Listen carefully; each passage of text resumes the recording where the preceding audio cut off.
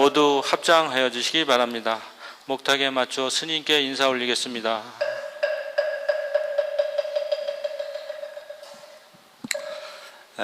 안녕하십니까? 반갑습니다. 오늘 8월달 가족법회에 함께해 주신 여러 신도님들께 깊은 감사의 말씀을 드리겠습니다. 그리고 오늘 이 자리는 여느 가족법회하고는 좀 달리 휴가철이 돼가지고 많은 분들이 아마 피서를 떠난 걸로 알고 있는데, 여러분들은 또 피서라고 하는 어떤 그런 부분을 앞에 두고 그 유혹에서 뛰어넘어서 부처님 진리와 함께 하겠다라고 하는 그런 마음으로 참여한 법회이기 때문에 더욱더 큰 의미가 있지 않겠나 하는 그런 생각을 합니다. 그리고 합창단들이 보니까 평상시 반보다 3분의 1 정도 뺏긴 안 되는 것 같아요. 어디 갔나 하고 봤더니 피서 간 분들도 있고, 또 구인사에 어린이 수련법회가 있어가지고 그 어린이들을 데리고 구인사를 갔던 엄마들도 있고, 그래서 합창단들이 많이 줄었습니다.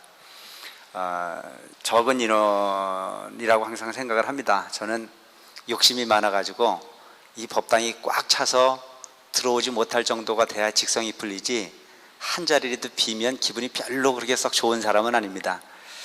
그렇지만 오늘 가족법회를 이렇게 하면서 느끼는 부분이, 이 법회가 이 자리에서만 이루어지는 법회가 아니구나 라고 하는 그런 생각이 들어서 어떨 때는 큰 책임감 같은 게 있습니다. 정기법회 부분은 법사 스님들이 원하지 않으셔가지고 우리가 동영상 제작을 못합니다. 그런데 이 가족법회는 저도 이 동영상을 별로 원하지 않습니다. 제작하는 것 자체를. 참 이게 말이라고 하는 부분은 오늘 한 말이 내일은 거짓말이 될 수 있고, 또 오늘 한 말이 내일이 참말이 될 수 있는 그런 경우도 있기 때문에, 시간이 지나고 분위기가 변하고 장소가 변하면 그 이야기 자체가 진실이 아닌 게 되고, 또 소위 진실이 아닌 것이 진실이 될 수 있는 그런 부분들이 가능성이 충분히 있는 것이 이 말이기 때문에 대단히 중요한 어떤 그런 부분의 역할을 하고 있습니다. 그래서 그냥 우리끼리 동영상이 없이 그냥 하고 지나가면, 녹음을 안 해놓고 녹화를 안 해놓으면 내가 했던 말도 안 했다고 우기면 되잖아요.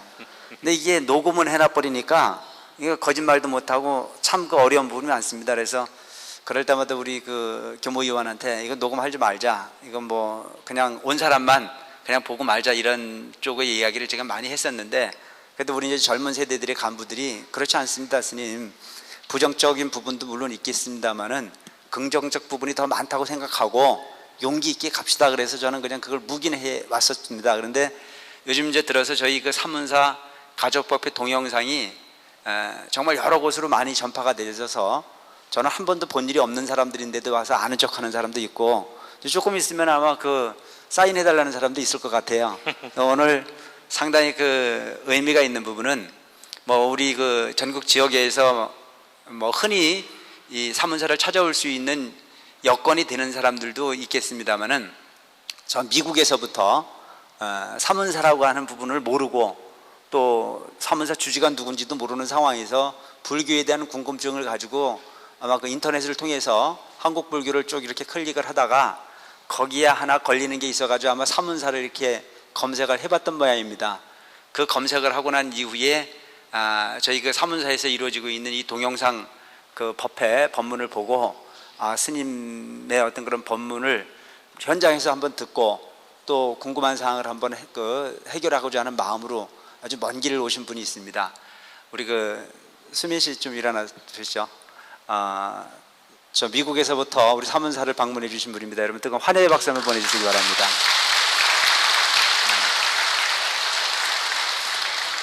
그래서 어떤 딴 인연도 아닌 어떤 동영상으로 인해서 맺어진 인연이고, 또 이런 부분들이 파급이 되지다 보면 아마 먼 훗날에는 대단히 많은 사람들에게 그래도 사문사의 분위기를 전할 수 있는 그런 날이 오지 않을까 싶은 그런 생각도 듭니다. 어쨌든 오늘 함께 해주신 여러 신도님들께 감사의 말씀을 드리고 오늘 정기법회의 법문을 시작을 하도록 하겠습니다. 여러분 그 세상을 살다 보면은 만나는 사람마다 다 하나같이 후회라고 하는 부분을 많이 하고 삽니다. 여러분들 후회 많이 하시죠? 예? 어느 때 후회를 하십니까? 항상 그 후회라고 하는 부분은 내가 좀 더 일찍 부처님을 만났으면 훨씬 좋았을 텐데 하는 그런 후회도 있고, 또 가장 큰 후회는 언제 하느냐 하면은 시험 보러 가가지고 시험지 받아놓고 나면 후회가 돼야 안 돼야? 경험이 없으신 것 같아. 저는 옛날에 그 학교를 다닐 때 그 평상시에 공부는 참 하기 싫은 게 공부잖아요. 그래서 요즘 내가 아이들을 만나면 아이들한테 공부하래 소리를 잘 안 해요. 그래서 공부를 열심히 하면 결과가 행복해질 거고, 공부를 열심히 안 하면 그 삶이 노후가 대단히 불행하고 힘들 거라는 이야기는 하지만 공부를 꼭 하라는 얘기는 안 해. 왜? 내가 옛날에 안 했으니까. 근데 항상 후회를 하는 게 시험지 받아놓고 나면 후회를 합니다. 무슨 후회를 하냐면은 이게 처음부터 아예 모르는 문제 같으면 후회를 안 해요. 아예 모르는 문제 같은 경우에는 그냥 이건 내가 안 본 거니까, 모르는 거니까 그냥 가버려도 되는데, 문제는 알 듯 말 듯한 문제가 나와요. 그럼 그 정도가 되면 어제 저녁에 정말 조금만 참고 한 번만 더 봤으면 이걸 맞출 수 있었는 건데, 그냥 그 잠의 유혹에 빠져서 내가 이 부분을 해결하지 못했다라고 하는 부분에 대한 후회, 이건 적은 후회일 수 있어요. 모든 사람이 후회를 하지 않으면 발전이 있어요, 없어요? 발전이 없어요. 후회는 좋은 겁니다. 근데 이 후회라고 하는 부분이 그냥 후회를 하고 그리고 그냥 아무런 변화가 없다면 그건 후회는 하나마나한 후회가 되는 겁니다. 그렇죠? 후회를 한다면 어떤 후회를 해야 되느냐? 참회에 의한 후회를 해라. 자기 행동을 과감하게 수정할 수 있는 후회를 하면 그는 반드시 성공할 수 있습니다. 근데 대개가 보면 후회를 할 때는 아주 심하게 후회를 해놓고 그러고 난 이후에는 잊어버려야 안 잊어버려요? 당연히 잊어버려요. 그리고 그 잘못을 그렇게 반복해 가기가 일수인 것이 우리 삶은 아닌가 싶은 생각을 합니다. 여러분, 인생이 길다고 생각하지 말자 이거죠. 인생이 길지가 않아.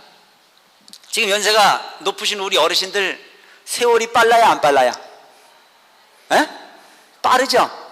저도 세월이 이렇게 빠른지 몰랐어요. 사문사 주지 온 지가 어저께 같은데 세월이 10년 세월이 훌떡 넘어가 버렸어요. 10년이면 옛날 말에 강산이 변한다는 이야기가 있는데, 춘천에 와가지고 이 발전되어진, 이 현대화되어진 삶의 구질 속에서 10년이라는 세월은 무척 많은 세월이라고 볼 수가 있어요. 10년이라고 하는 부분은 인생의 거의 7분의 1, 8분의 1을 썼다는 얘기를 하는 거나 마찬가지라고요. 그것도 어떤 일을 할 수 있는, 뭔가 보람 있게 움직일 수 있는 어떤 그런 세월에 거의 4분의 1, 5분의 1을 여기서 썼다고 봐도 과언이 아니라는 거예요. 근데 실질적으로 해놓은 건 별로 없는 것 같다는 생각이 드는 거예요. 스님 그렇지 않습니다. 뭐 절도 짓고 뭐도 하고, 그거는 예형적 부분의 어떤 그런 문제이지만 내 마음으로 느끼는 부분에 있어가지고는 많은 후회가 있는 부분. 그러니까 되도록이면 인생이라고 하는 부분이 긴 부분이 아니니만큼 어떻게 살아야 돼요? 견고하게 살아야 되는 거다.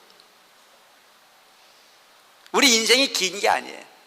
그리고 여러분들이 생각하는 어떤 그런 삶이라고 하는 부분을 오직 편안함, 안락함, 행복함이라고 하는 어떤 그런 부분이 열매를 따려고 하는 욕심으로써 세상을 보려 하지 말아요.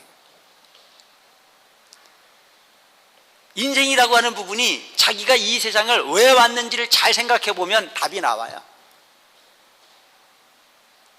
내가 열매를 따려 하지 말고 상대방에게 열매를 주려고 하는 마음으로 살아라. 여러분, 가족이라는 게 뭐라고 생각하세요? 가족이라고 하는 부분이 희생이 없으면 가족이 구성이 될 수가 있어요, 없어요? 없어요. 부모라고 하는 부분의, 부부라고 하는 부분이, 어떤 인과가라고 하는 부분이 희생이라고 하는 부분을 담보하는 게 가족입니다. 근데 그 가족이라고 하는 부분이 틀에서 너무 얽매이지 마라 이거죠. 우주 법계에 있는 모든 존재가 다 내 가족이라고 하는 마음으로 가지고 보는 게 부처님 가르침이고, 중생의 근기라는 자체는 나라고 하는 부분은요, 내 거리라고 하는 영역을 위해서 투쟁하는 부분이 중생의 삶의 영역이라고 볼 수가 있습니다. 되도록이면 좁게 보는 부분보다는 좀 넓게 보는 의미에서 인생을 한번 해결 필요가 있다.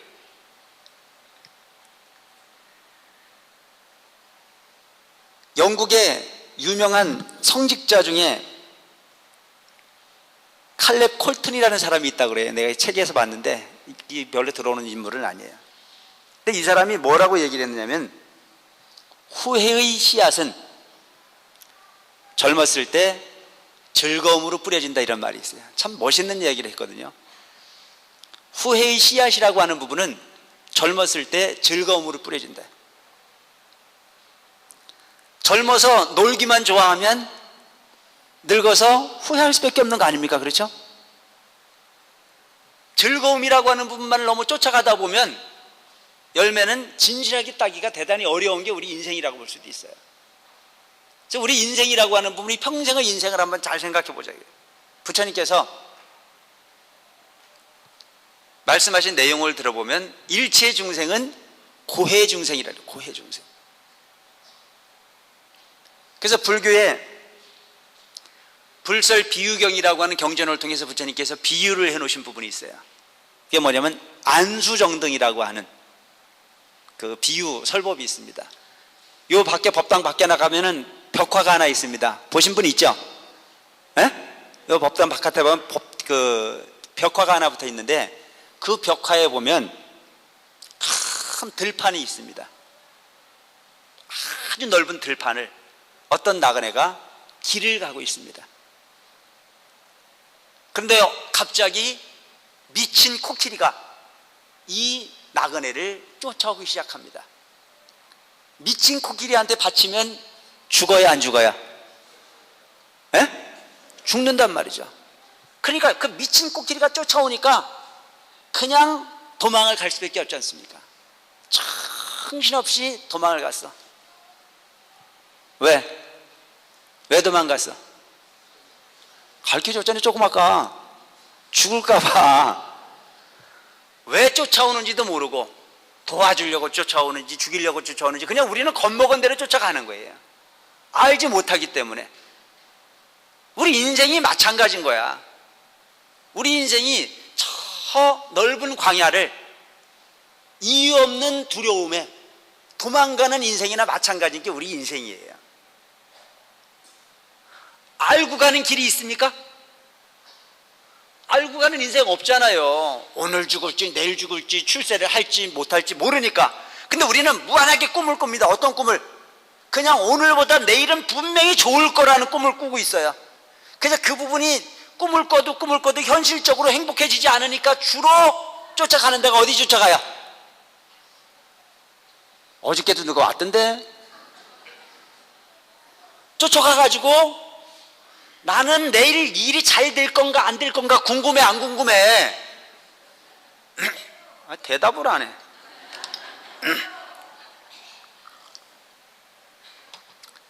그러니까 이 사람들이 이제 가면 사주팔자를 해가지고 뭐 좀 아는 소리를 듣고 싶어서 간단 말이죠. 근데 그 답은 지가 다 가져가는 거야. 근데 거기에서 해결이 안 되면 그 사람들이 어디를 가라고 그러냐면 사문사를 가라고 그런다는 거야. 에? 사문사를 가라. 진짜 그래서 와. 근데 내가 요즘 재미를 쏠쏠하게 본다니까. 거기서 안 되니까 이쪽으로 보내니까. 모든 인생은 다 그런 거니까. 그런데 쫓아가서 얻을 수 있는 부분이 이게 없다는 얘기야. 나는 솔직히 그런데 많이 가면 좋아. 왜? 거기서 해결 안 되는 거 일로 보내니까. 참 어리석어도 보통 어리석은 게 아니래. 우리 인생이라는 게 바로 그래. 무명이라고 하는 부분, 내일의 앞길을 볼 수 없도록 만들어져 있는 게 우리 인생이야. 알고 가면 재미가 있어요 없어요? 알고 가면 인생이 아닌 거야. 내일의 인생이 좋으려면은 열심히 노력하면 되는 거지, 좋을까 안 좋을까를 미리 판단하지 마라 이거예요. 땀을 흘리고 노력을 하면 좋은 거고, 노력하지 않으면 안 좋은 거라는 얘기입니다. 아시겠습니까? 노력만 해도 안 되거든. 방법이 틀린 거야. 방법을 얻으려거든 여기 와서 기도하면 되는 겁니다. 아시겠죠? 뭘 어려워해?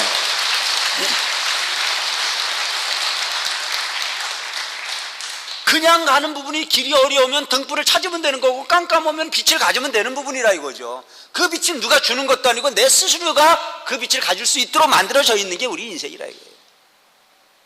그래서 그 뭔가에 쫓기는 인생, 이 세상에 모든 생명체 중에 쫓기지 않는 인생이 있느냐 이거죠. 요즘 덥대요. 참 더워요. 그래서 할 일이 있는데도 저도 요즘 게으름을 좀 피우고 있습니다. 왜? 방에 들어서 내가 안 나와요. 그래 남들이 볼 때는 뭐라고 그러겠어요? 참 스님은 좋겠다. 왜? 딸린 처자식이 있나 출근할 일이 있나 그냥 방에 들어가서 책이나 보고 절에 있으니 얼마나 좋을까. 사실은요 내가 오늘만 이야기인데 차라리 뛰어다니는 게 훨씬 편해요. 그냥 들어 앉아가지고 내가 할 일을 안 하고 나니까 밥을 먹어도 불안하고 자고 일어나도 불안하고 뭔가는 모르게 나도 그 무명장야를 쫓겨간다라고 하는 느낌을 갖습니다. 차라리 내가 해야 될 본분을 열심히 하고 나면 그래도 가슴 뿌듯한 환희라고 하는 즐거움이라고 하는 부분을 맛볼 수도 있는 부분인데 그냥 덥다는 이유로 아무것도 안 하고 있다고 그러니까 오히려 더욱더 괴롭더라고요.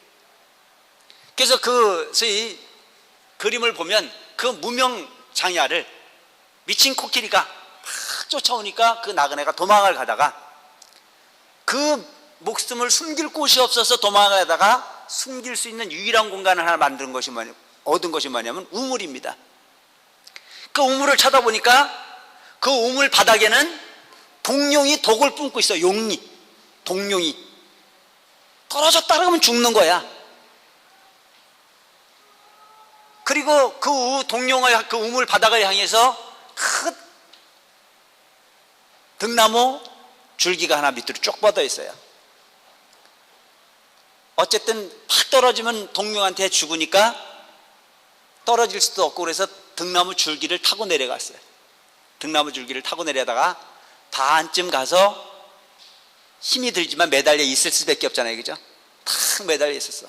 그리고 그 코끼리가 없어질 때를 바라고 있었겠죠. 그 매달려 있는 거예요.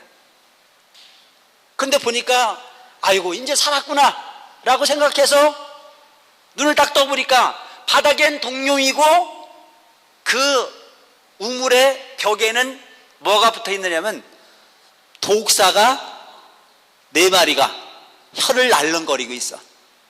독사가. 그러니까 매달려 있어도 편해 안 편해?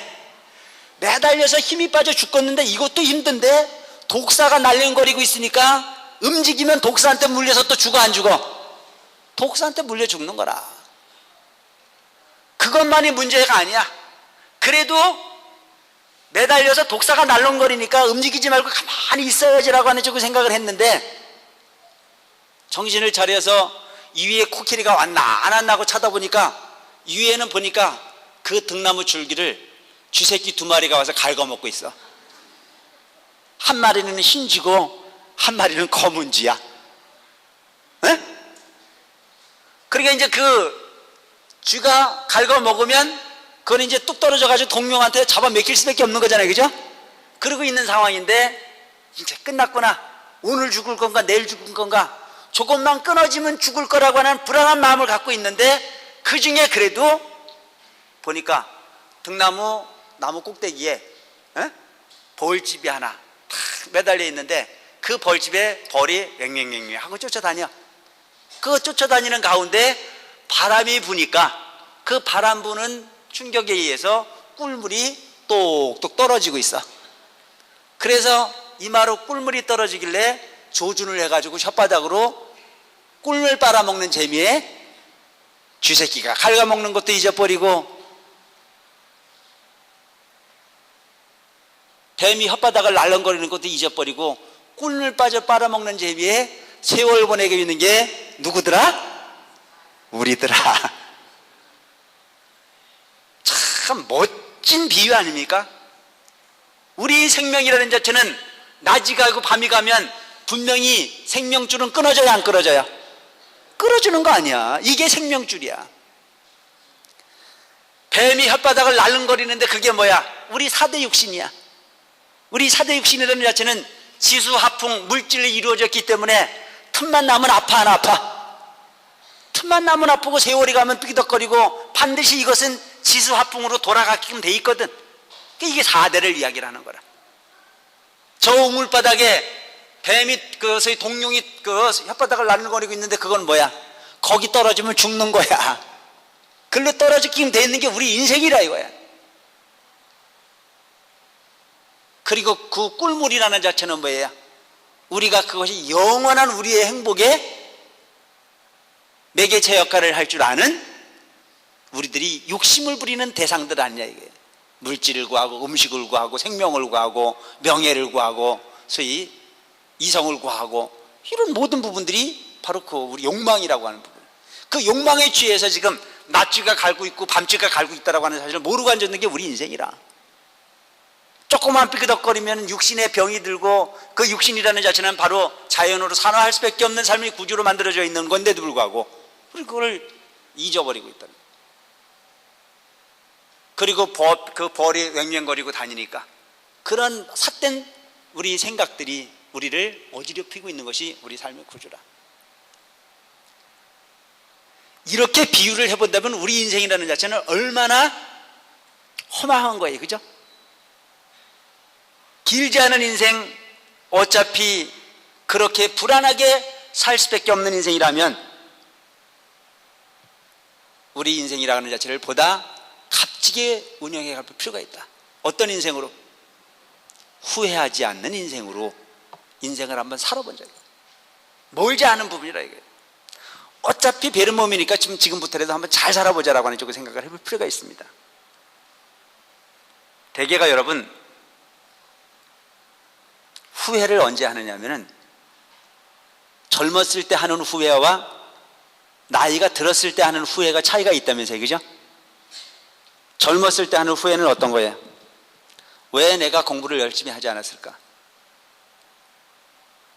내가 왜 더 열심히 일을 하지 않았을까? 내가 그때 줄을 쓸 때 이쪽으로 쓸 건가 저쪽으로 쓸 건가? 이쪽으로 섰으면 내가 출세를 했을 건데 저쪽으로 쓰는 바람에 내가 뭔가 버렸다는 후회. 내가 절에를 조금 더 일찍 갔으면 이렇게 되지 않았을 건데 엉뚱하게도 나만 믿고 살다가 세월만 다 보내서 너무 불안한 인생이 될 수밖에 없어요. 여러 가지 후회가 있을 수가 있습니다. 어떤 사람들은 땅을 사놔야 되는 건데 갯돈을 주는 바람에 후회하는 사람도 있고 그렇잖아요. 그죠? 땅을 사놨으면 돈을 벌 건데 은행에다 넣어놓는 바람에 후회하는 경우도 있어요. 또 거꾸로 어떤 사람들은 은행에다 넣어놔야 되는 건데 땅을 사는 바람에 땅 잘못 사갖고 후회하는 사람도 있고 다 후회 뒷개비야. 근데 그럼 모든 젊었을 때의 후회라는 자체는 어떤 거냐? 다 요렇게 했으면 더 많은 재산을 모으고 요렇게 해놨으면 더욱더 빠른 출세를 할 수 있었는데 라고 하는 부분에 후회가 다라면 죽음을 앞두고 있는 사람들의 후회는 어떤 건지 아세요? 여러분 그 죽음을 뒷바라지하는 부분을 우리가 소위 그 호스피스라고 그러죠. 그 호스피스의 일을 하고 있는 분들이 뭐 주로 듣는 이야기들이 그런 거라는 거예요. 뭐 저도 그 호스피스를 직접 해보진 않았지만 제가 아는 분 중에 한 분이 모 기업의 회장을 하셨던 분이 있었어요. 그분은 어렸을 때 어머니가 돌아가시고 홀 아버지 밑에서 성장을 하다가 아버지가 새장간을 드는 바람에 그 새로 들어온 어머니하고 갈등이 일어나기 시작을 했어요. 그래서 그 갈등 때문에 집에서 크지 못하고 초등학교를 졸업하기 전에 서울로 상경을 해가지고 남의 집 점원에서부터 시작을 해가지고 큰 전선회사 회장까지 됐던 분이에요. 근데 남들이 보면 그분에게 성공한 인생이라고 이야기할 수 있어요, 없어요? 어머니를 일찍 여의고 새어머니가 싫어서 가출을 해가지고 남의 집 점원에서부터 시작을 해서 전선회사 사장까지 됐으니까 출세한 거 아니에요. 근데 그분이 그와 같이 삶을 이어가는 과정은 얼마나 고달팠겠습니까? 참 고달픈 인생일 수밖에 없었겠죠. 근데 그분이 나중에 어떻게 죽냐 하면 폐암 말기 증세로 해가지고 합병증 증세를 이뤄서 그 죽어가는 상황에서 구인사를 찾아왔어요. 그때 그분이 나한테 와가지고 한 얘기가 뭐라고 얘기를 했냐면은, 내 병만 고쳐주면 시주는 얼마든지 할 수 있습니다, 이런 얘기를 했어요. 그러길래 내가 뭐라고 그랬냐면은, 그럼 돈 있는 놈만 살고 돈 없는 놈은 죽으라는 말이냐? 말이 돼야 안 돼요? 안 되는 거거든요. 그래서 그런 건 없다. 소원을 이루려거든 당신의 마음이 중요한 거다. 당신이 어떻게 하느냐에 딸려 있다. 네, 그런 얘기를 했어요. 그랬더니 그분이 어떻게 하면 되느냐 그래요. 기도하는 거 예외는 없다. 모든 부분은 마음으로 소위 업을 짓고 마음으로 모든 부분이 행동을 하고 마음으로 결과를 수확할 수밖에 없는 게 인생이기 때문에 답을 구하는 것은 기도하는 거 외에는 없는 걸로 난 알고 있다. 내가 알기로는 그렇다. 왜? 나는 내가 수행을 통해서 얻은 부분이 이론이 아닌 과거 큰 스님들이 말씀을 들어보면 모든 세상의 구조는 업으로 이루어져 있기 때문에 그 업을 짓는 것도 마음이요, 그 업을 녹이는 것도 궁극적으로 마음이다. 당신이 이만큼 고통받고 죽어가는 모습도 보면 어떻게 보면 그것도 업장이다. 그래서 이제 그 기도를 하면 된다고 이 얘기를 해줬는데 그분이 며칠 기도를 하면 되느냐고 물어요.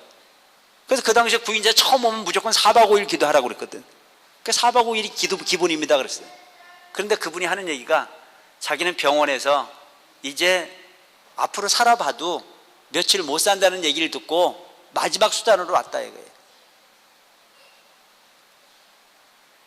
그 며칠밖에 못 산다는 사람 보고 내가 4박 5일 기도를 하라고 그랬으니까 이것도 내가 겁이 나요 안 나요? 그거 신경 쓰이잖아요. 근데 4박 5일 기도를 하겠다는 거예요.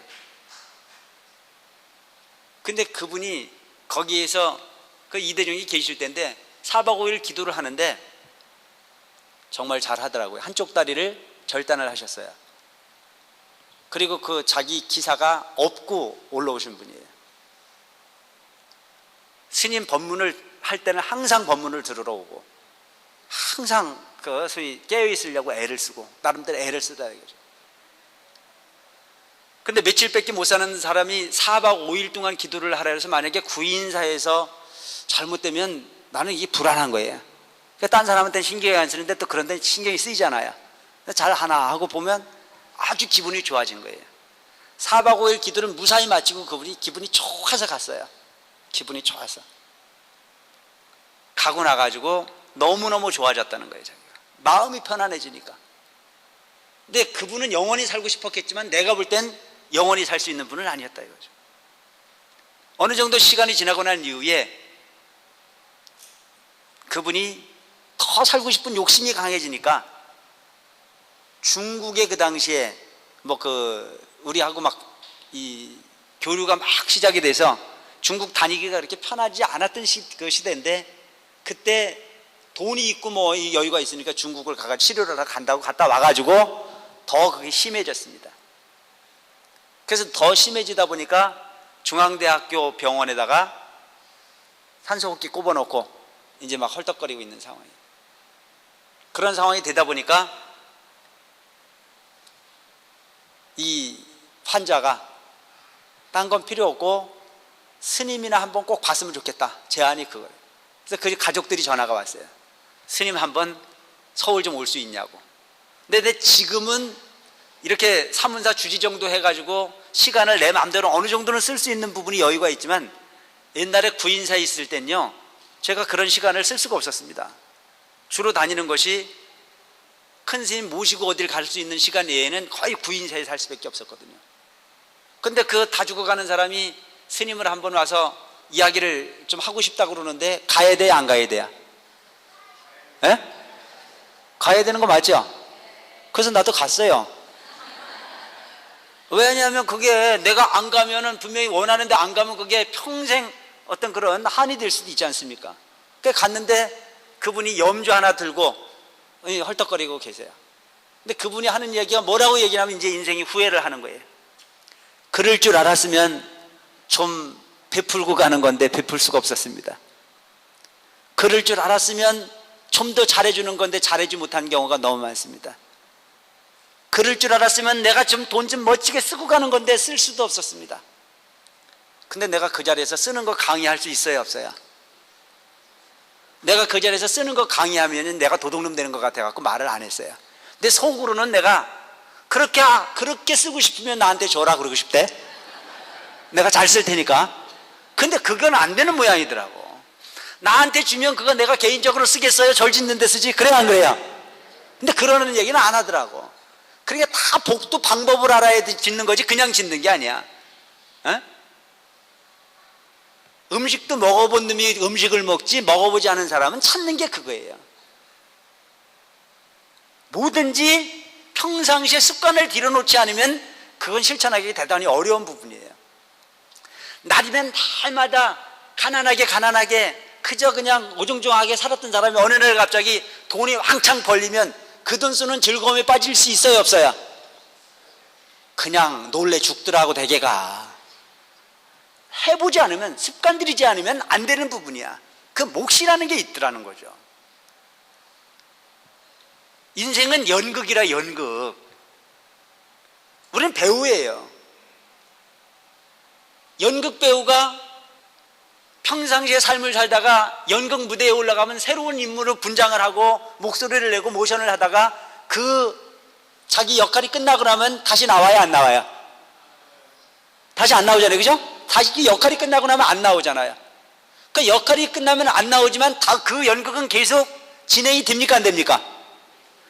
이 우주라고 하는 부분이, 프로그램은 연극을 하듯이 내가 없어도 계속 진행이 됩니까, 안 됩니까? 진행이 되는 거예요. 인생은 연극이라 이거야. 내가 못 쓰고 가고 이런 거 생각하지 말아요.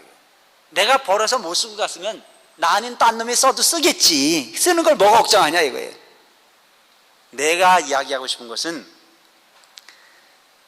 죽을 목전에 가서 후회해봐야 아무 소용없는 일이니만큼 있을 때 할 짓을 하고 가는 인생을 살아라. 아시겠죠? 대단히 중요한 부분이에요. 그래서 그냥 물은 그냥 흘러가겠지, 지가 알아서 떠먹으면 돼 있지, 이건 복이 안 되는 겁니다. 흘러가는 물도 떠줘야 공덕이 되지는 겁니다. 아시겠습니까? 지가 알아서 떠먹었지 그러면 거기 마음이 들어갔어요, 안 들어갔어요? 안 들어갔어요. 근데 흘러가는 물을 떠서 주면 마음이 들어갔어요, 안 들어갔어요? 그게 공덕이야. 공덕이 멀리 있는 게 아니라는 얘기입니다. 그래서 죽음을 목적에 둔 사람들이 대개 보면 후회하는 경우가, 많이 베풀 걸, 멋지게 쓸 걸, 그리고 되도록이면 상대에게 행복하게 해줄 걸, 뭐 이런 걸 후회를 한다는 거예요. 어떤 사람이 엄청난 재산을 가지고 있다가 큰 병이 들었다고 그래가지고 재산을 막 나눠줬어요. 형제들한테도 주고 이웃한테도 주고 절에도 좀 시주도 좀 하고, 그러고 나서 그 다음에 재검을 받으러 갔는데 오진이더래요. 근데 그 죽을 거라고 생각했을 때 재산을 나눠줄 때는 하나도 안 아까웠었는데 오진이라는 얘기를 들으니까 그 재산을, 그런 사건이 많이 있어요. 그 재산을 다시 소위 찾으려고 하는 어떤 그런 부분이, 갈등 같은 것도 많이 보는데, 여러분 인생은 쌓아놓고 가는 것보다는 잘 활용하고 가는 것 자체가 훨씬 더 아름다운 어떤 그런 삶일 수 있다라고 하는 것을 우리가 소위 생각해 볼 필요가 있습니다. 그래서 내가 아는 그분이 그렇게 상담을 하고 난 이후에 마음 편안하게 하시라, 뭐 이제 이렇게 해서 제 나름대로의 법문을 끝내고 이제 돌아왔는데, 돌아오고 난 이후에 그 보살님이 있지 않습니까? 그 보살님한테 내가 뭐라고 얘기했느냐면은, 어차피 훌륭한 인생을 사고 가시는 분이니까 돌아가신 이후에 사후에 편안하게 모실 수 있는 유택만큼은 좀 잘해서 이렇게 해라, 그래 얘기를 했어요. 그랬더니 아이고 그래 하죠. 그러고 난 이후에 얼마 안 돼 갖고 그분이 돌아가셨어요. 돌아가셔가지고 저 대구 쪽 어디에 갔다가 그 산소를 쓰는데, 또 자기는 궁금할 거 아닙니까? 전화가 또 빗발치게 오는 거예요. 스님, 우리 지금 묘 쓰고 있는데 스님 한번 와달라고. 갔는데 돈은 많으니까 막 중장비를 데려다가 막 묘를 만드는데, 이게 묘를 만들어서 되는 게 아니거든요. 어떤 깨굴장 같은 부분을 흙을 파다 붓고 거기서 묘를 막 만들어 놓는데 나쁘고 좋으냐고 묻는 거예요. 근데 내가 안 좋은데 좋다고 그럴 수 있어요, 없어요? 예? 그러면 안 되잖아요, 그죠? 근데 거기다 또 나쁘다고 말하면 돼야 안 돼요? 이게 참 중이 곤란한겨. 나빠도 나쁘다고 말을 못 하는 거고, 안 좋은 걸 좋다고 말할 수도 없는 거고, 차라리 딱 내 마음에 딱 좋은 거라면 좋은 거라고 말할 수는 있지만, 나쁜 거를 나쁘다고 말하면 그 사람들은 상처가 돼요. 또 나쁜 것을 좋다고 말해주면 그 사람들은 마음 턱 놓고 있어요. 그래서 저는 아무 말 안 하고 왔어요. 눈치가 빠르니까 보살이 전화가 왔더라고. 스님, 급해가지고 그냥 이렇게 했는데요, 어디 좋은 자리 있거든 연락만 주시면 꼭 제가 돈이 많이 들어도 꼭 남편이 해서 그거 하겠습니다. 저 아무 생각 없이 있었는데, 저는 산자리 갖다 볼 줄 모르거든요. 우리 스님 한 분이 자리가 좋은 게 나타났다 이게. 그러길래 내가 이제 정보가 있으니까 거기 연락을 해줬어요. 이런 산이 이렇게 있으니까 생각이 있거든, 뭐 그래 해보라고. 그랬더니 그 보살이 내가 전화하자마자, 산 얘기를 하자마자 뭐라는 줄 알아요? 돈 때문에 죽겠다는 겨. 남편이 돈을, 내가 알기로는 엄청난 재산을 남겨놓고 죽었는데 돈 때문에 죽었다는 거예요. 그래서 금방 망했나 싶어가지고 어떻게 된 거냐고 물으니까 상속세 때문에 환장을 하겠다는 거야. 그래서 내가 인생은 남겨줘도 고통이고 안 남겨줘도 고통이더라 이거예요. 무슨 얘기인지 아시겠습니까? 많은 재산 남겨주면 자식이 무조건 고마워할 줄 알지만 상속세 물으냐고 쎄 빠지는 건 마찬가지더라고. 인생은 공술의 공수거예요. 행위를 남기고 가야 되는 부분인지 물질을 남기고 가려고 하는 어리석음에 허덕거리지 말라는 이야기를 하고 싶은 겁니다. 아시겠습니까? 그러더라고 해서 제가 마구 흐트라는 얘기가 아닙니다. 절약해 살고 절도있게 살되 사람 노릇을 하고 살아라. 노릇을 하고. 사람 노릇을 하는 기분이 뭐예요? 자식의 인생을 대신 살아주려고 하기보다는 배우고자 하는 아이에게 가르침을 줄 수 있는 부모의 역할을 하라 이거죠. 아내의 생일에 꽃다발 하나를 사다 줄 수 있는 여유를 부릴 수 있는 남편은 되라 이거죠. 남편의 생일에 편지 한 글 쓸 수 있는 그런 아내가 되보라 이거죠. 멀리서 진리를 찾으려 하지 말고, 악착같이 아낀다고 해가지고 꽃값 아끼고 편지집값 아끼고 그런 부분 아껴가지고 인생이 아름다워지는 부분은 아니라는 얘기입니다. 아시겠어요? 돈이 필요 없다고 해서 절에 다 가져오라는 얘기도 아니야. 인생은 몫을 나눠 살 줄 아는 인생을 가져보라는 얘기죠. 멋있게 활용할 줄 아는 부분이 인생이에요. 물질의 노예가 되기보다는 물질의 주인이 되보라라고 하는 부분의 말씀을 드리고 싶은 겁니다. 그러면 저 유명한, 우리가 인생을 사는 데 있어서 후회하지 않으려면은 그때에 그 역할을 하지 않으면 반드시 후회하게 돼 있는 게 인생인 겁니다. 때에 맞춰 삶을 살아라. 그래서 그 중국의 유명한 그 송대 유명한 유학자 그 주자라고 하는 부분을 알아요. 여러분 주자가 누군지 알죠? 주자라고 하는 부분이 있었는데, 이 주자라고 하는 부분이 가르침 중에 주자십회라는 게 있습니다. 인생을 사는 데 있어서 반드시 이 10가지만은 후회하지 마라. 그래서 이거 오늘 다 설명하려면 길 것 같아서 이거 그냥 설명하는 데까지 하고 다음 시간에 합니다. 아시겠어요? 벌써 1시간 갔잖아요, 그죠? 그 주자가 10가지를 후회하지 마라 라고 하는 덕목을 정한 게 있는데, 그 첫째가 뭐냐면은, 따라하세요. 불효부모 사후회라. 다시, 불효부모 사후회. 이게 무슨 얘기입니까? 에? 부모에게 효도하지 않으면 돌아가신 후에 후회한다는 얘기예요. 부모에게 효도하지 않으면 부모가 돌아가시고 난 이후에 반드시 후회하게 돼 있다. 내가 지금은 돈을 벌기 때문에 나중에 찾아뵙지 라고 하는 마음으로 부모님 안 찾아보는 사람들 내가 꽤 있는 걸로 알아. 그냥 그 역할로서 다 하라 이거죠. 그 역할로서 처해진 현실 속에서 다 해야 되는 거지, 오늘 해야 할 일을 다음으로 미루다 보면 결대 그 부모는 그 자식을 효도를 받을 때까지 기다려주지 않는 게 부모라는 사실을 잊지 말라는 얘기입니다. 아시겠어요? 효도가 뭐가 효도예요? 죽어서 제사 잘 지내주는 게 효도가 아니야. 살아있을 때 그 부모의 심정을 헤아릴 줄 아는 게 효도야. 아시겠죠? 살아 계실 때 부모의 심정을 헤아릴 줄 아는 거. 솔직히 나도 이 말하면서 가슴 찔려. 어? 어저께 어떤 보살님이 저한테 전화 왔어요. 스님, 나는 새끼라고 한 놈이 있는데요, 장가를 데려놓고 난 이후에 이놈이 나를 거들떠 보도 않아요. 요즘 제가 몸이 잘못돼 가지고 한쪽이 반신이 완전히 다 쓰지를 못해 가지고 한 손으로 밥을 해먹고 있는데도 내 자식을 찾아보지를 않습니다.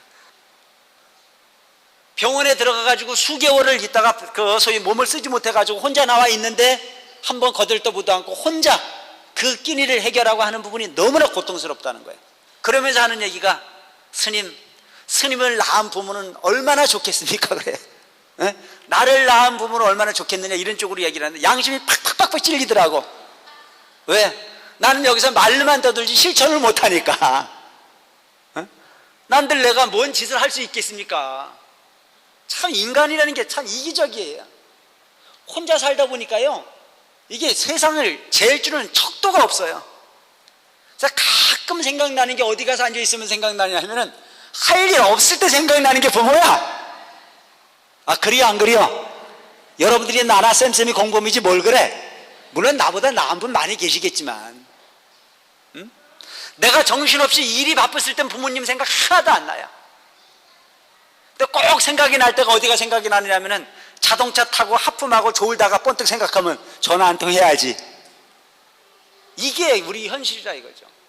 이 날이면 날마다 인간이 인간답게 살아야 된다고 이야기하는 나도 그럴진데, 여러분들이 여러분 세속에서 자식도 길러야 되고 직장도 생활을 해야 되고 가족도 거느려야 되는 여러분들 입장에서 그렇게 하기는 쉽지가 않지만, 우리 처해진 현실 속에서 그 부모님이 무엇을 원하는지 돌이켜보고 참여시킬 수 있는 그런 마음으로 인생을 살아갈 필요가 있다는 생각을 합니다. 아시겠죠? 왜냐하면 부모 돌아가신 이후에 피눈물 흘리는 후회는 하지 말아야 되기 때문에. 아무리 실천을 해도 그 효도는 다할 수 없는 부분이긴 하지만, 적어도 우리가 인생을 살아가는 데 있어서 효도가 별게 아닌 거예요.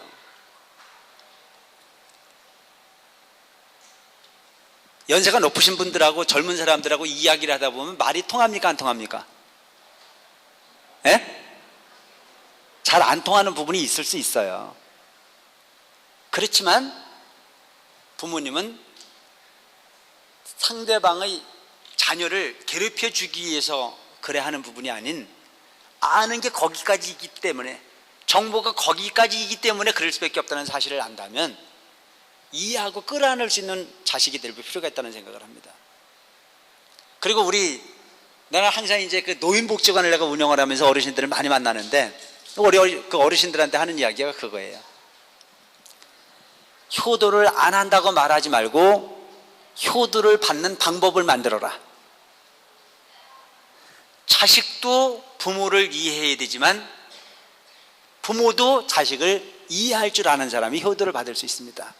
효도는 반드시 여러분, 나이가 들어서 소위 성혼을 했을 때 하는 게 효도가 아니에요. 어렸을 때부터 습관이 돼줘야 되는 부분이에요. 그럼 부모가 자식을 대하는 부분이 어떻게 돼야 돼요?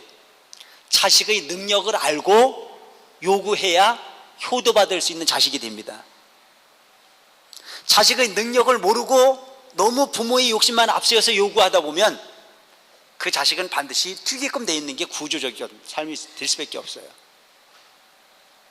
그래서 저는 자식 교육 중에 효도를 받는 가장 기본은 유치원에서부터 시작이 된다고 생각을 합니다. 유치원에서부터. 유치원을 그냥 아이 놀러 보내는 형태로 보내지 마세요. 거기서 뭘 봐야 돼요? 아이의 소질을 봐야 돼요. 아이의 타고난 성품과 능력을 봐야 돼요. 아이의 가지고 있는 창의성을 봐야만 가능합니다. 이 세상의 모든 자식이라고 하는 부분이 성장하는 과정 속에서 부모에게 웃음을 만들어주고 싶지 않은 자식이 있어요, 없어요? 부모에게 칭찬받고 싶지 않은 자식이 있습니까, 없습니까? 내가 알기로는요, 자식은 간두고 여러분들이 기르는 집 강아지도 주인이 좋아해 주기를 바라요. 요즘 가끔 보면 여러분 그 동물의 뭐죠? 왜 애완견 기르고 하는 그런 프로그램 있잖아요. 그걸 보면 어떨 때 보면 참 가지가지다 싶은 생각이 드는 경우도 있어요. 이웃에 가서 불우한 가정의 봉사활동은 단 1시간 30분도 안 하면서 강아지는 수십 마리씩 기르는 사람 내가 많이 봤어요. 그리고 그 강아지를 전부 다 또 지 새끼래네. 에? 그래 어찌해서 인간이 개를 낳았을까 싶어. 사랑도 좋고 다 좋지만 사람이 그 처세라고 하는 부분이 대단히 중요하다는 생각이 들어요. 애완견 기르지 말라는 얘기가 아닙니다. 자기의 분수에 맞게끔 하고 그러고 난 이후에 뭔가 사회에 그늘진 곳에 필요한 곳에 더 많은 이익이 될 수 있는 부분에 내가 희생을 한다면 더 큰 공덕이 될 수 있을 텐데 하는 그런 생각이 들어요. 근데 그 애완견을 여러 놈을 기르다 보니까 그 여러 놈들이 그 주인이 움직이는 대로 질투하는 모습들이 나오더라고요. 서로 잘 보이려고. 하물며 만물의 영장이라고 하는 자식을 낳아 기르면서 그 자식이 어찌 그 부모가 베풀어주는 은혜에 감사하는 마음이 없을 것이며 그 부모에게 칭찬받는 자식이 되고 싶지 않은 자식이 어디 있겠냐 이거죠. 문제는 그 부모가 그 자식을 심리적 행위를 통해서 분석하고 교육하는 부분에 방법을 모르는 데서 반항아도 만들어지고 문제아도 만들어지고 이런 것 같더라고요, 제가 보니까. 그래서 문제는 부모의 입장에서 자식이라고 하는 부분이 능력을 알면 조금은 그런 모순이 적어질 거다. 그럼 그 부분은 어떤 거냐? 관심이어야 되는 거죠. 유치원을 보내려면 유치원의 선생님이 알아서 가르쳐 주겠지라고 하는 걸로 떠넘겨 놓지 말고 무한히 자식에 대한 정보를 교류를 해야 되는 거 아닙니까? 우리 아이는 어떤 성품의 아이입니까? 이럴 땐 어떻게 반응을 합니까? 이 아이는 어떤 부분에 소질이 있습니까? 라고 하는 걸 계속 연구를 해서 스크랩을 하고 정보를 주고받아 가야 자식에게 상처를 주지 않고 강요를 하지 않고 서로의 어떤 그런 마음을 나눠서 인격을 형성해 가는데 뒷바라지 역할을 충분하게 한다면 그 아이는 잘못되지 않을 거라는 거죠.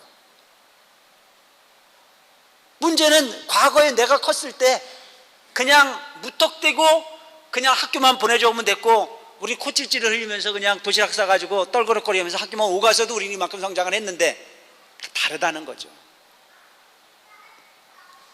그래서 자식이 부모를 가슴 아리게 정말 그 효도하고 싶은 마음이 나올 수 있는 베품의 현장이 필요한 부분. 자식은 항상 그 부모가 항상 그 모습으로 있지 않고 반드시 때가 되면 다시는 보지 못할 그런 부분의 인연으로 멀어져 갈 수밖에 없다라고 하는 걸 알아서 처해진 현실 속에서 최선을 다하는 인과의 관계를 정립하라는 얘기. 두 번째 뭐라고 얘기를 했느냐면은 불친가족 소후회라. 따라하세요. 불친가족 소후회. 이 얘기는 뭐냐면 가족에게 친하게 대하지 않으면 멀어진 후에 후회한다 라고 하는 얘기예요. 여러분, 가족이라고 하는 부분이 구성원으로 살고 있지만 영원히 가족으로 살아요? 예? 참 짧은 세월이지 않습니까? 여러분, 이제 자녀를 이렇게 길러보시는 분들 아시잖아요. 처음 올망졸망하게 해서 나 기를 때는 이걸 언제 기르나 싶어가지고 그냥 기르려고 애를 쓰지만 어느 때가 돼서 중고등학교 정도 돼가지고 하나 둘 유학하기 시작하면 그 자식 붙어 있을 새 있어요, 없어요? 없어요. 가족이 같이 묶여져 있을 때 친하게 지내라 이거죠. 거기에 형제애도 만들어내고 거기에서 부부애도 만들어내고 가족이라고 하는 부분이 친지애를 만들어내야 돼요. 멀어지고 난 이후에 후회해봐야 아무 소용없는 거 아닙니까? 그때 우리가 클 때 좀 잘해줄 걸. 그걸 후회해서 크고 난 이후에 잘해주려고 해봐도 친할 수 있는 어떤 기회가 없는 거 아닙니까? 이와 같은 이야기들이 주로 보면 불교에서 강조하고 있는 부분 중에 가장 큰 게 뭐냐면 때시자예요. 때시자. 때시자가 뭐냐면 날일변에 절사하지 않게 때시자잖아요. 그죠? 에? 때가 제일 중요한 거라는 얘기야. 때를 놓치면 그보다 더 큰 후회는 없는 거라 이거예요. 씨앗도 봄에 넣어야 되는 거지, 봄에 넣어야 될 걸 가을에 넣으면 됩니까 안 됩니까? 안 되는 거라 이거죠. 어? 반드시 그때에 해야 할 일을 그때 하라는 얘기예요. 가끔 보면 그 때를 놓치는 분들이 많이 있거든요. 어떤 보살님들은 와가지고 하는 얘기가, 스님, 제가 지금은 이렇게 살지만 조금 사업이 잘 되고 나면 제가 부처님 잘 믿을게요. 그런 분 많이 있어요. 아, 돈이 부처님 믿나? 아닌 거예요. 오늘 뿌릴 건 오늘 그 씨앗을 뿌려야 돼요. 언제부터 잘해야 되겠다는 건 없습니다. 부모에게든 친족에게든 이웃에게든 소위 진리에게든 처해진 현실 속에 그때에 하지 않으면 안 되는 부분이 바로 우리가 해야 할 선행들이요, 우리가 해야 될 일들이라고 생각하면 되는 겁니다. 친가, 친촉이라고 하는 어떤 그런 부분들이 보면 자주 접해야만 친해지는 거예요. 요즘은 그 친척의 개념이라는 자체가 많이 좀 달라지는 것 같지만 자꾸 정을 나눠야 더 깊어지는 부분이지, 정을 나누지 않으면 깊어질 수가 없는 부분이 바로 어떤 그런 우리 어떤 일상적인 관계가 아닌가 싶은 생각을 합니다. 요즘엔 이모네 집에 잘 가야 안 가야? 애들 이모네 집에 많이 보내야 안 보내야? 보내요? 보내셔야 돼요. 근데 요즘엔 오는 걸 귀찮아 한다면서요? 그런 사람이 의외로 있더라고. 또 사람 집에 사람이 오는 게 복입니다. 사람 집에 사람을 오게 하는 게 교육이에요. 왜 오는 걸 귀찮아 하나 하고 생각해 봤더니 헤매기는 게 귀찮다는 게. 그리고 애들 이리 뛰고 저리 뛰면 아주 그냥 청소하는 거 지긋지긋해가지고 오기 싫다는 거예요. 가만히 만들어 냈고 손도 안 대고 가만히 둬야지 애들이 와가지고 흐지를 부르는 거 싫다 이거죠. 그래서 오는 거 싫다고 하는 분들 많이 있어요. 그게 어디 사람 사는 거야. 사람이 마음이 오고 가는 게 사람 사는 거잖아요. 그 부분을 싫어하면 복도 떨어지게 돼 있습니다. 생각 하나를 싹 바꾸면 편안해지기 시작해요. 설거지를 하면서 이 귀찮은 일을 내가 이걸 해야 되나 싶은 생각이 있어서 하지 말고, 내가 이걸 함으로 인해 가지고 당뇨병을 고치는 치료제가 되고 동맥경화를 고쳐갈 수 있는 부분이 약이 된다는 생각을 가지고 해보라 이거죠. 행복하죠. 의식의 전환이 대단히 필요한 거예요. 평상시에 손님이 안 오면 누워만 있어야 되는데 집에 손님이 오니까 눈치를 봐서 못 누우니까 그게 약이라고 생각을 하는 얘기입니다. 아시겠어요? 오늘 당장 가셔가지고 저 사돈의 팔중까지 전화 다 해서 비서는 어디로 오라고? 비서는 어디로 오라고? 우리 집으로 오라고. 우리 집으로 오거든. 우리 집만 보여주기가 어려우면 어디 데려오라고? 사문사 데려오라고. 방이 모자라면 내가 방 빌려줄게. 우리 여기 템플스테이 공간 잘 해놨어요. 귀찮을 정도로 움직이라는 얘기입니다. 아시겠어요? 그것이 여러분들을 세일하는 겁니다.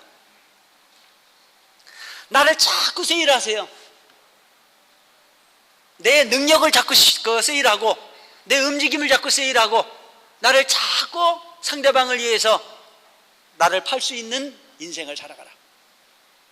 그러하면 내 자신도 행복해지고 상대방에게 덕을 얻는 존재가 될 거다.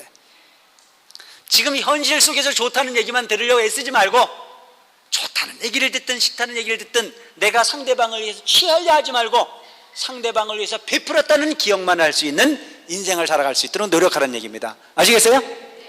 얻으려 하지 마라 이거예요. 얻으려 하면 마음이 무거워져. 얻으려는 마음을 갖고 있는데 안 얻어지면 이갈리잖아요. 그죠? 얻으려고 그러는데 안 얻어지면 그 열받는 건 당연한 거잖아. 근데 요즘은 내가 얻으려고 안 그러니까 내가 마음 편해. 얻으려 하지 마라 이거죠. 얻으려고 하는 마음 자체를 갖지 마라 이거예요. 그냥 베푸는 것만 다라고 생각합니다. 베풀어 행하다 보면 얻어지는 것 저절로 얻어지게 돼 있습니다. 아시겠습니까? 얻으려고 하는 마음에서 얻어지면 본전이야. 이거 계산을 잘해야 돼. 내가 얻으려고 해가지고 얻어지면 본전이야. 기분이 좋아 안 좋아? 별로야. 근데 얻으려고 하는 쪽이 생각이 없는데 얻어지면 공짜가 얻어진 거 아니야. 행복해지는 거거든요. 그래서 여러분, 일가친척의 관계라고 하는 부분도 보면 덕을 보려고 하는 것보다는 베풀려고 하는 어떤 관계를 통해서 나를 희생하려고 애쓰다 보면 주변의 일가친척은 다 친하게 내 주변으로 함께하게끔 돼 있는 좋은 관계가 설정이 될 겁니다. 나만 잘 살겠다는 마음으로 우리 집에 오는 걸 기피하고 그저 내 가정만 잘 되겠다라고 하는 쪽의 생각으로 그 소위 담을 쌓고 살다 보면 세국 정책 중에 성공한 경우가 없잖아요. 대원군이 세국 정책 때문에 우리가 상당히 고통스러웠잖아요. 저 미얀마, 지금 버마라고 하는 그 미얀마라고 하는 나라가 세국 정책으로 인해서 지금도 허덕거리고 있는 거 아닙니까? 자꾸 들고 나야 거기에 좋은 정보가 떨어지고 복이 떨어진다는 사실을 절대 잊지 말아요. 그렇죠? 내 것만을 고집하는 건 중생이요, 더불어 함께하는 부분이 부처님 가르침이라고 하는 부분으로 오늘 법문을 맺어야 될 것 같습니다. 오늘 아주 더운 날씨인데도 불구하고 법회에 함께 하신 여러 신도님들께 깊은 감사의 말씀을 드립니다. 오늘 후회에 대해서 말씀을 드리는데 주자의 말씀 중에 2가지만 말씀을 드렸고 나머지 8가지 부분은 다음 시간에 이어서 말씀을 드리는데, 주자의 10회 부분 중에서 지금 2가지만 얘기했지만 거의 뒷부분 거의 다 얘기한 거예요. 우리 인생이라는 한 가지를 충실하게 하면 나머지는 다 연결돼서 거기에 다 회통하게 되어 있습니다. 우리가 그 강의 같은 것도 들어봐도 보면 어떤 챕터 하나를 잡으면 거기에 핵심되는 부분 한 단어를 위해서 그것이 뭐 10문장 100문장이 이어지는 부분이지 딴 부분 별로 아니거든요. 그래서 오늘 법회에 함께 하신 여러분들께 이제 후회에 대한 이야기를 했는데 다음 시간에 뒷부분에 대한 말씀을 드리기로 하고, 오늘 모처럼 맞은 일요일 강으로 계곡으로 또 숲으로 피서를 떠나야 되는데 사문사 법당으로 여러분들이 진리와 함께 하신 그 행위가 여러분들이 삶의 영원한 복덕이 되어주고 크나큰 부처님의 가피로 이어지길 바라면서 오늘 법문 맺겠습니다. 고맙습니다.